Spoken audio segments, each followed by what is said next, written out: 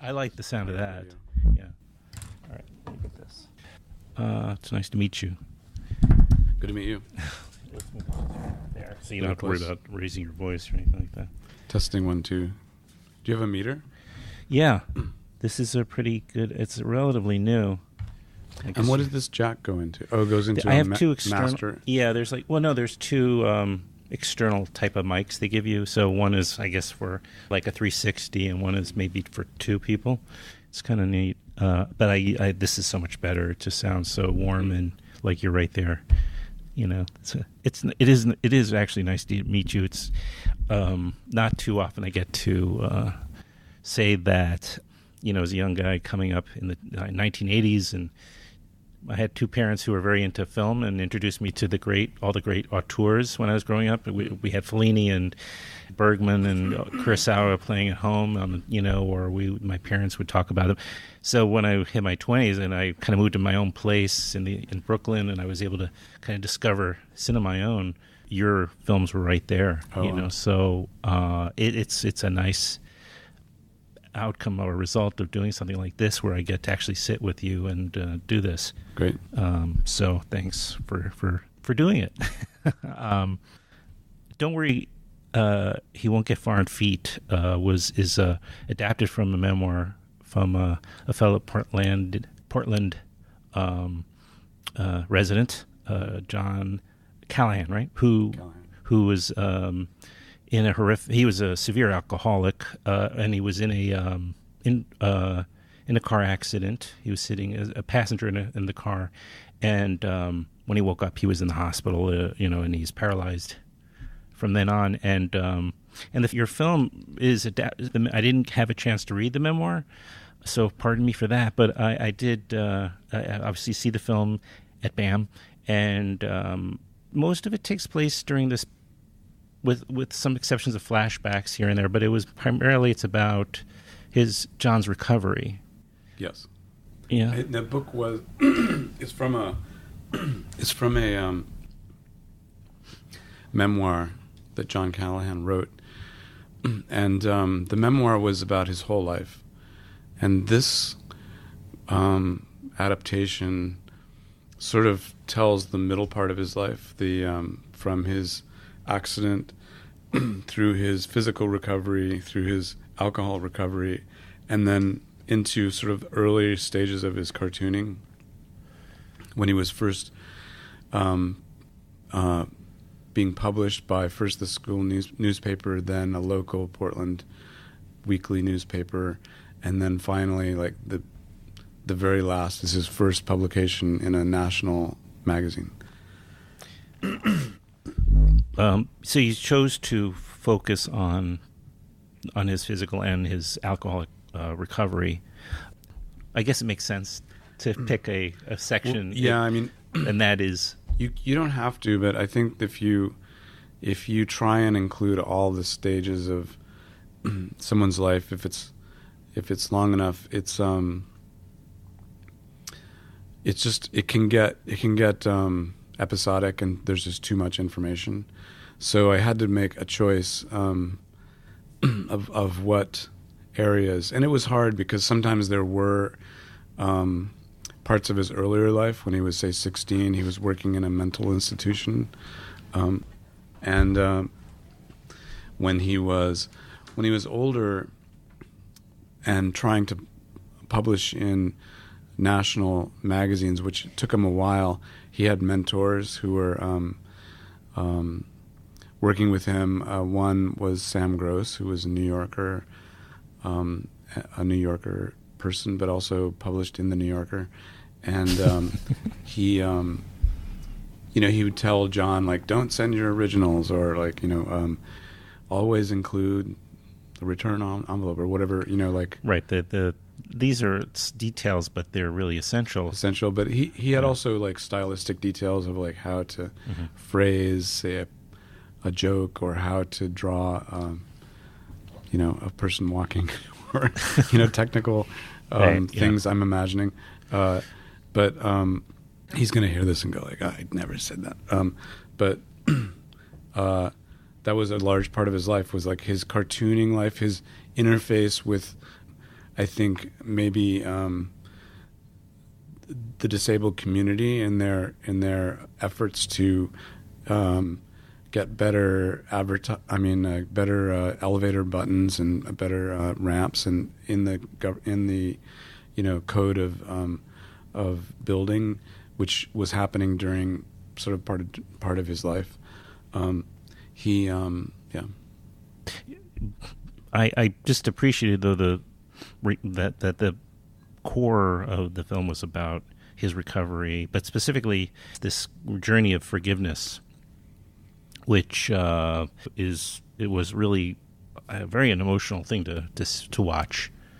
I've seen it before, but I have not seen it quite so just raw and kind of just I don't know. It lacks almost entirely sentimentality, but I did find myself getting emotional during watching the film. I was brought to tears. I don't want to give away stuff, so you let me know. But there is a scene late in the film with the driver of the car, and then he had to also where he did ask that character played by Jack Black. He did ask him for forgiveness, even though I think Jack Black kind of his jaw drops at that. Yeah, it's not exactly what he expected the where the conversation was going to go. Yeah, I think that during his recovery, he had a lot of interfaces with his past, people he thought he needed to ask forgiveness, or maybe they thought they should ask him for forgiveness. Right. Yeah. It leads one down the road to the point where you have to forgive yourself, essentially. Yeah. Which I guess is the big one. The big one, right? But I'm just wondering. Clearly, though, this was I assume a conscious choice of yours that you wanted this to be at the core of the film. That this part of the film, this journey, rather. Yeah. And I didn't know if there was more to that in your on your own feelings as a storyteller, as a filmmaker, or I think that his John Callahan's story was kind of in a nutshell always included that area. Not necessarily the details of recovery, but the details of physical recovery are one thing. The details of alcohol abuse recovery was another thing, but both were actually the centerpieces of his whole life. He had his accident at 21, and it wasn't until he was 28 that he was really kind of able to really focus on drawing cartoons. And he was a cartoonist. He was known primarily as a cartoonist, and that journey in those 8 years, he often wrote about. He often, was writing about his disability, but he was also writing about, in his cartoons, even recovery, alcohol recovery. So those were the sort of main areas of, I think, his life outside of the cartooning world, or outside of his growing up. And he, in his book, it was like that too. Mm-hmm. So my attraction was partly, the knowledge of that I had of recovery was somewhat informed, not entirely informed, not being a truly recovered person myself, but somebody that actually had some experience, limited experience with groups or AA or group therapy. I had seen things in my own group therapy that were extremely exciting, because you were going through somebody's life, and then you knew that it was going to turn on you. You were going to tell your story that were very therapeutic, and I had never seen that particularly in a film. I had seen it sometimes, like in Good Will Hunting. There's a revelation that our character has, Right. that, you know, I had seen and been part of that particular event or scene. But I did have information on my own that was inspiring that part of the movie. Yeah, there's a moment also in the one of the groups, because this is a 12-step program led by a character, led by a recovering alcoholic as well, played by Jonah Hill. And there's a moment where there's, like you mentioned, the one I guess you were referring to between Matt Damon and Rob Williams' characters in Good Will Hunting. There was a revelation, and it's interesting. This time you have the characters say, "Oh, there was a revelation," but I thought it was supposed to be this huge moment, you know, where life changes, and it's not. Life does change, especially if you're open to receiving that change. But it's not usually a large moment; it's a small moment. Yeah, I think that was something that came up during the rehearsal of, like, you know, I think in our film it actually was a big moment for the film viewer, but maybe for the character, he says, I thought that I would be changed. The revelation itself, which was a small revelation but very important to John Callahan, but I think he needed to apply that revelation to life. You know, it wasn't going to necessarily, like, be the moment, like it wasn't going to be euphoric. I guess that particular moment, it needed to be applied. I'm angry at my dad. And then what? You know, it's like, well, that wasn't what he went through. I should mention. I'm actually angry at my dad, so I just have to process it here. But you know, I got to apply it somehow. There is that. Yes, you need to go talk to Dad. Yeah, talk to him, and you mentioned Good Will Hunting. I'm going to also say there's another kind of connection to another prior film. It's interesting. I was rewatching it after many years, which was also my introduction to Gus Van Sant, which is, you know, no surprise, Drugstore Cowboy. In that film, Matt Dillon has his own obviously severe addiction and goes through recovery too, but it's a very different kind at a very different time. 1980s. Well, it takes place in the 70s actually, but right, we're maybe 12 steps. Like we're early definitely 70s. There. Yeah, we're definitely there, but I don't know for for narcotics addiction necessarily, certainly for alcohol, but he chose just kind of do it in his own way. Mm-hmm.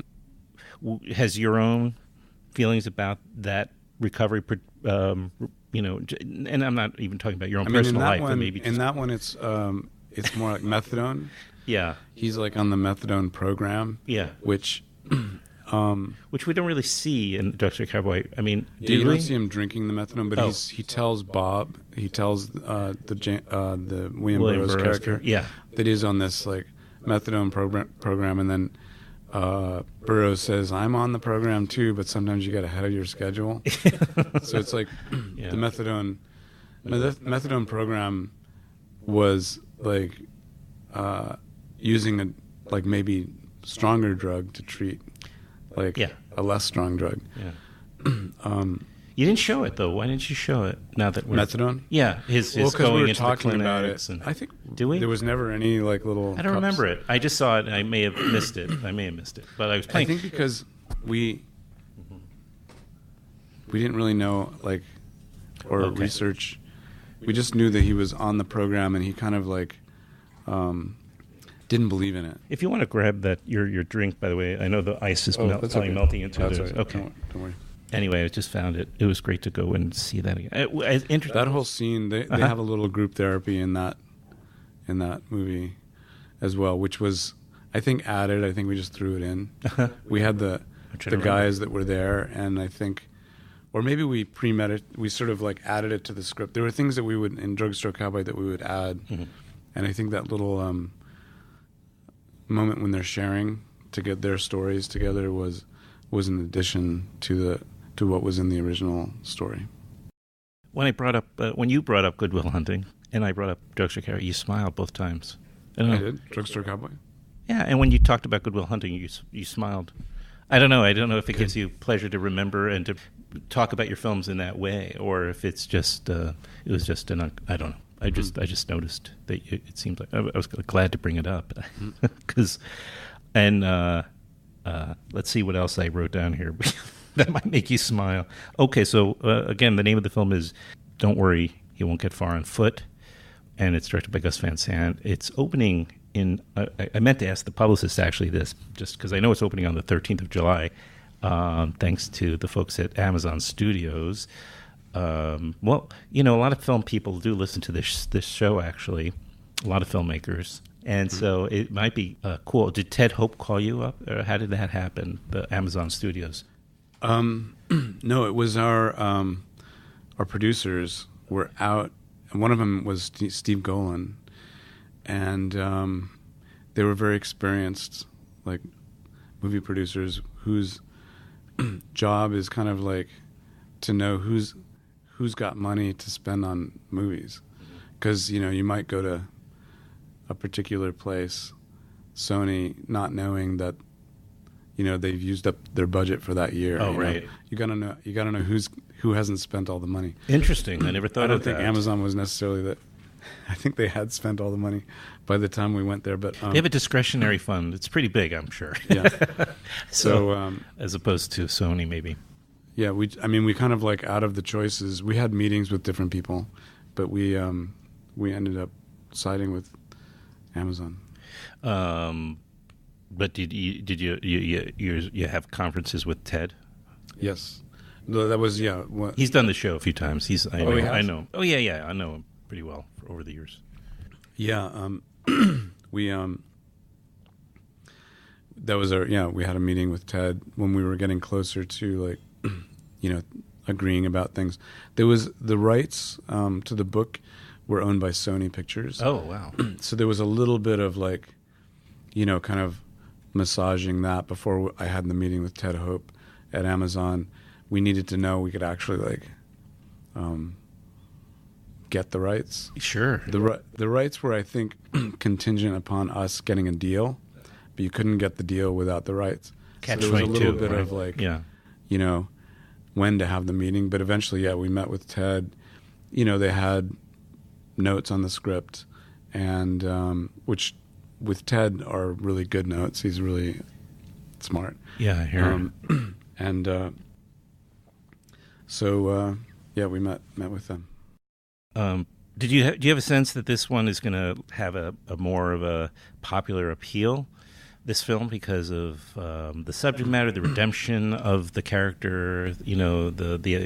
His journey is something that I think a lot of people could relate to.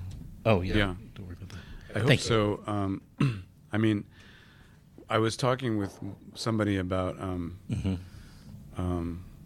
commercialism and non-commercialism, and he was mentioning death as perhaps a non-commercial aspect, and I realized, well, Jaws has death, and Star Wars has death, and Lawrence of Arabia has death. Yeah. And I realized it was instead of death being the non-commercial aspect of a story, it's usually defeat is the thing that you don't want to have. Mm-hmm. You want to have victory with death. Mm-hmm. And instead of defeat with death. Yeah. So hopefully it has enough victory in it. Mm. I believe it does. We mentioned earlier also, just to now oscillate back to the story again, but Callahan, John, as I mentioned, he was living in Portland. You're still living. Are you still based in Portland? Or no, I'm now living in Los Angeles. Okay. But I just moved there. Oh, really? That's why you won't take off your sunglasses. I was wondering. No, I'm kidding. And are you working on something that's going to require more of your presence there, or is it just the timing? No, it was more of a. I had a house in L.A. Uh-huh. And I started to use it more often, and eventually, I bought a house in Palm Springs, so I needed to kind of lighten up on my real estate holdings. I understand. I'm venturing into personal territory. I didn't necessarily intend to do that, but good to know. And so I guess I was asking because I was wondering if because you were in Portland, I guess, for so long, or at least spending a great amount of time there, if you had I know Callahan died in 2010, but had you known him and had you... Well, originally this was a project for Robin Williams that Robin Williams had wow. In the mid 90s or 96 or 7. He had bought this book, Don't Worry, He Won't Get Far on Foot. Not the rights, mind you, but the book. A copy of the book. The rights. No, he bought the copy. He did, the rights. Oh, he had it. Yeah, is that for right? himself, Oh, okay, I'll shut up. To play the role. Okay. Yeah, he bought it, and he didn't option it. He got Sony, or somebody got Sony to, maybe it was John, maybe John's, I'm not sure, but he bought it. So by the time we had written a script in the 90s, and we also wrote a script in the early 2000s, and the project never got put together. It never got a go, or it never got a date because of, I'm not sure why. We never heard why. Maybe the quality of the script, maybe the needs of Robin, like what was going on in his career, or it could have been, the studio not really wanting to do this particular story. But later, John died, and then Robin died. So a year after Robin died, the studio wondered whether I still wanted to work on this. And I did, and we went to pitch the studio on a new incarnation, and then they said no again. So the Sony said no, all their divisions said no, and we ended up at Amazon. So I just got the longer version of that origin story. And oh my gosh, Robin Williams, yeah. Well, I see you do like to revisit actors you have relationships with. I can imagine that's got to be a nice thing. You have shorthand, you have friendships and trust built into it. So that's as you do with, and I can't believe I'm only mentioning Joaquin's name for the first time in this conversation, because he, I think, gave a masterly performance. I mean, I think he was just unbelievable. So there's somebody you have a long relationship with too. Was he like the go-to guy for you, or was he up there at the top? Did that go smoothly, or was it about, again, timing? With Robin? Excuse me, with Joaquin. Oh, with Joaquin. Yeah. Well, we had been in touch all these years, since To Die For. We had worked together on To Die For. No smile with To Die For. On To Die For. Smile with Good Will Hunting and with Drugs Recovery, nothing for To Die For. So interpret that as you will. Not because I don't love it. I'm kidding. But I'm sure you did love that film. After I did. Cowgirls. Yeah, we had talked about a lot of different projects, but and this one was, I think, when I was thinking, asked by Sony if I was interested in it, I thought, well, who would play John? If it's not going to be Robin, then what actor in it? Just, Joaquin came to mind. So it's a great choice. He did. I can't imagine anybody else. That sounds cliche, but it's true. Did you catch him in that a Lynn Ramsey film? I saw the Lynn Ramsey's film in Sundance. It was really good. Yeah. Oh, you played there. That's where this premiered. Correct? Yeah, this premiered there too. Yeah. So that's fantastic. Yeah. She did the podcast too. I'm just, it's exciting. I get these people on. I don't know how it's happening, but she's delightful. She had to come with subtitles though, because she's got a very thick Scottish. Did you really interpret her on the air? No. That would have been no. You just have to lean in a little closer. It's all. It's okay. People love her. So, well, we're winding down here. Can you do me a favor? Is it okay if you just do a little one of those IDs, where you say you're listening to the? Do you mind? No. I always feel self-conscious asking it, but I appreciate that. So I wrote it down here so you can. Except that there's a typo here. It's okay. Oh, did I make a typo? It's all right. He knows how to say his name. I'm just teasing. You can just say whatever you want, but this is the name of the show, Filmwax Radio. Okay. This is Gus Van Sant, director of Don't Worry, He Won't Get Far on Foot. You're listening to Filmwax Oops. That's okay. Slow it down. I'm going to direct you here. A little slower. And put some feeling into it, for God's sake. I'm just kidding around. This is Gus Van Sant, director of Don't Worry, He Won't Get Far on Foot. And you are listening to Filmwax Radio. That's great. Thank you for doing that. Well, good luck with the film. It's wonderful, and I would one day hope maybe we can do this again. And when you're not next movie. Next movie, yeah. I know it's the tough thing. It's always I prefer between projects, you know. Yeah. But I know sometimes when you are between, this maybe the last thing you want to do is talk about. I know. It's like, well, I don't know. You could. Mm-hmm. That looks like a good lunch, by the way. Yeah, we'll see. You're gonna have to give up. Is that meat though in there? This is chorizo. Oh, okay. Right. Yeah, it's chorizo. Yeah, that's meat. Oh, right. Yes. So you're gonna have to give that up now that you're in LA. You know that. I know. Yes, So. fish tacos. All right. Well, thank you. Just say anything signing off like type of. Thanks.